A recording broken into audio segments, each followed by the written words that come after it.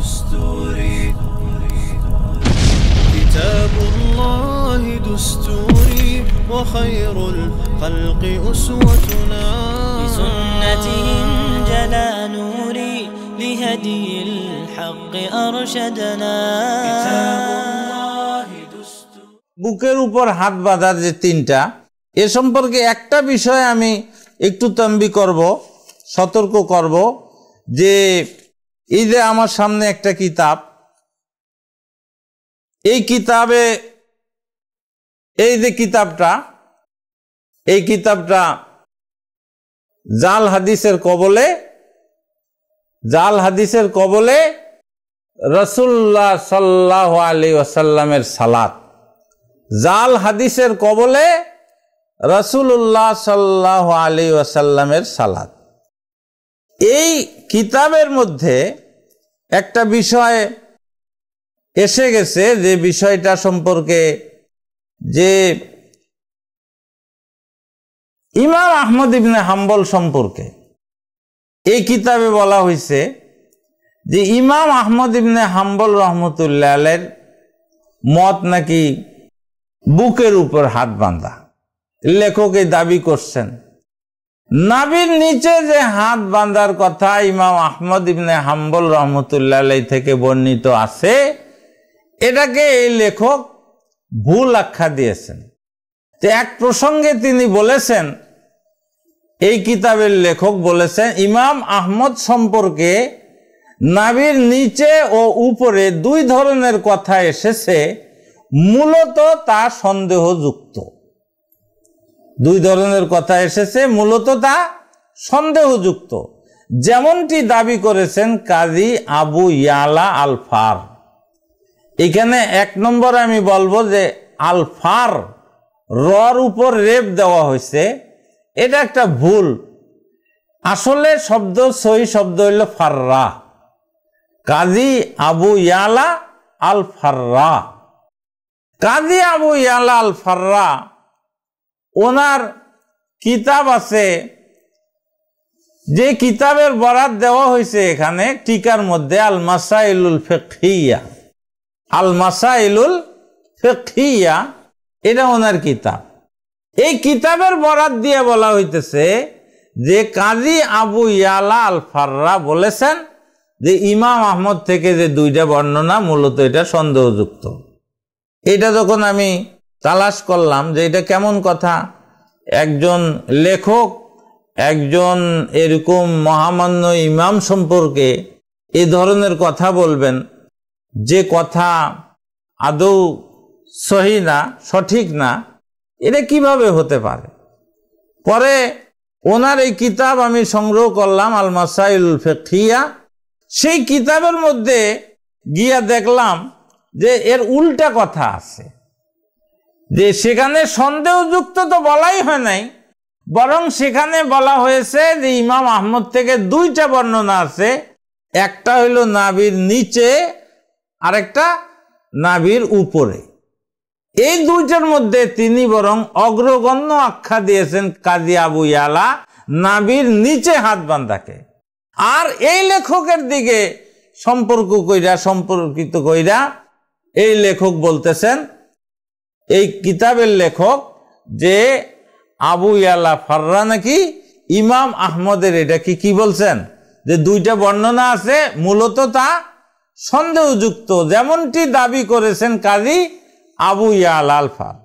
আবু ইয়ালা আল ফাররার বক্তব্যটা আমি একটু আরবিতে উল্লেখ করব, যে তিনি বলেছেন ওয়াক্তুলিফাত ফি আইয়ে মাউদিন ইয়াদাউ ইয়াদাইহি, যে ইমাম আহমদ থেকে বিভিন্ন বর্ণনা আছে কোন জায়গায় হাত রাখা হবে, নামাজে কোন জায়গায় রাখা হবে। ফানাকাল আল ফজল ইবনে জিয়াদ আন্নাহু ইয়াজাউল ইয়ামিনা আলা শিমালে তাহতা সুররা। ফজল ইবনে জিয়াদ ইমাম আহমদ ইবনে হাম্বলের প্রসিদ্ধ শাগরিদ, শিষ্য। ফজল ইবনে জিয়াদ উল্লেখ করেছেন যে ইমাম আহমদের এই মত, যে ডাইন হাত বাম হাতের উপর রেখে তাহতাস সুররা, কোথায় রাখা হবে? তাহতাস সুররা, নাভির নিচে রাখা হবে। ওয়াহুয়া ইখতিয়ারুল খেরাকি, ইমাম খেরাকি রহমতুল্লাহ আলাই হাম্বলি মাযহাবে বহুত বড় আলেম ছিলেন, তিনি এটাকেই পছন্দ করেছেন। কাজী আবু ইয়ালা বলতেছেন ওয়াহুয়া আসাহু, এটাই কি ইমাম আহমদ থেকে বিশুদ্ধতম মত।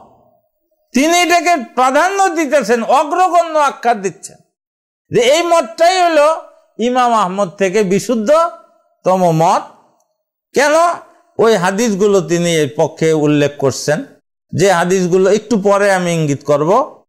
এরপরে আরেকটা বর্ণনা তিনি এনেছেন যে ওয়ানাকালা আব্দুল্লাহ ক্বালা রাআইতু আবি ইযা সাল্লা ওয়াযা ইয়ামিনাহু আলা শিমালি ফাওকা সুররা।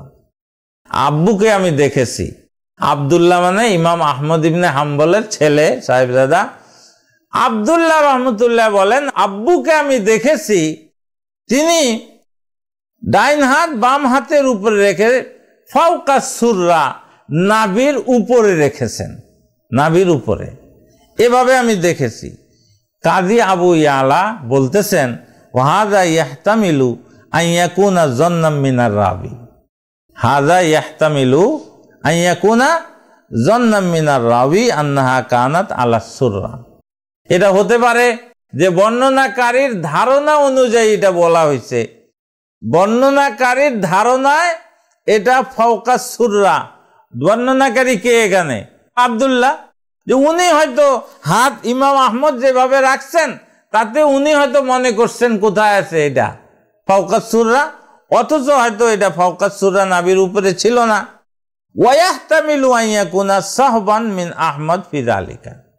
আর এটাও হতে পারে যে ইমাম আহমদ ইবনে হাম্বল রহমতুল্লাহ বেখেয়ালে এটা করছেন, কারণ ওনার অন্যান্য শাগরিদরা যখন ওনার থেকে উল্লেখ করতেছেন নাভির নিচে হাত বাঁধার কথা, এই হিসাবে এই বর্ণনাটার ব্যাপারে উনি দুইটা ব্যাখ্যা দিলেন।